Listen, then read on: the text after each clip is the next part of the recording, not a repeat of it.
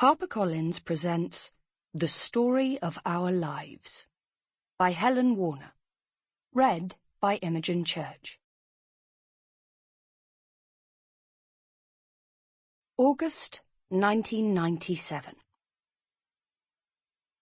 One story dominates the news tonight. Diana, Princess of Wales, has died in a car crash in Paris.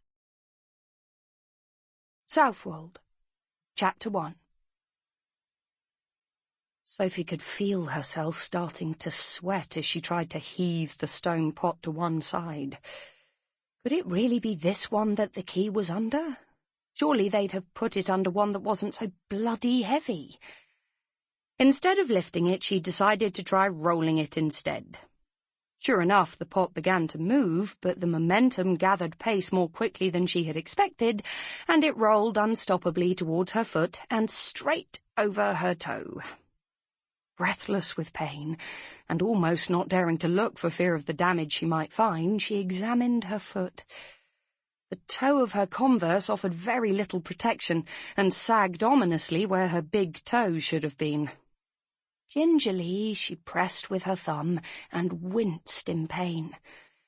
She slumped down onto the path, which was still wet from an earlier rain shower, and groaned as her jeans immediately absorbed the moisture.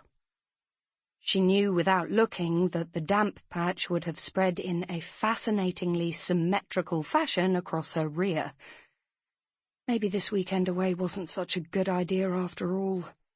The omens weren't great, with the shockwaves over Princess Diana's sudden death still reverberating throughout the country, and although the others had left it to her to organise everything, she knew they would moan about who was sharing with whom and grumble about the house she had chosen from the listings in the Evening Standard.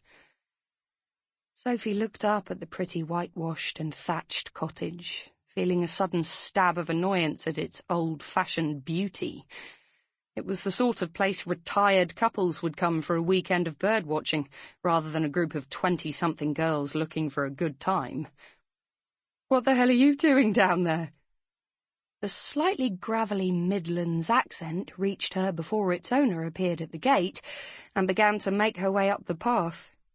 Wearing tight bootleg jeans and a skinny white sleeveless top that contrasted with her smooth dark brown skin, Melissa appeared not to have aged a day since they had first met. Her afro hair had been woven into cornrows that fell to her shoulders, and apart from a slash of bright red lipstick, her pretty face was makeup-free. Sophie struggled to her feet and embraced her friend. "Hi, sweetie. Bit of a mishap while hunting for the key." She attempted to discreetly run her hand over her bum. Sure enough, it was soaking. "Did you find it?" Typical of Melissa to be more concerned with getting into the house than whether Sophie was okay. "No, my suffering was in vain, sadly." As she spoke, Sophie's eyes scanned the area around the door for other pots. "It'll be under this one," Melissa cried, dumping her rucksack onto the path and darting towards a pretty Mediterranean-style pot that wasn't much bigger than a mug. Sure enough, as Melissa effortlessly lifted it, the key glistened in the sunlight. She bent down with a balletic lunge and scooped it up. "See?" she said, holding the key aloft triumphantly. Sophie nodded.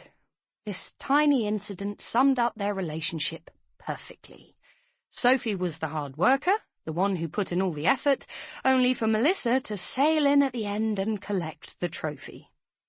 Not that she resented Melissa for it. She loved her like a sister. In fact, she loved her more than her own sister, Georgina, with whom she had very little in common, as there was almost a whole decade between them. "Come on, what are you waiting for?" Melissa threw the comment over her shoulder as she used the key to open the front door, which needed a good shove to dislodge it, and disappeared into the cool, dark hallway. "Christ, it's a bit drab, isn't it?" she added. "And so it begins," thought Sophie, following her friend into the house, noting that she had to duck slightly as she stepped over the threshold, unlike tiny, perfect Melissa. "So, how are things going with Steve, then?" Sample complete. Ready to continue?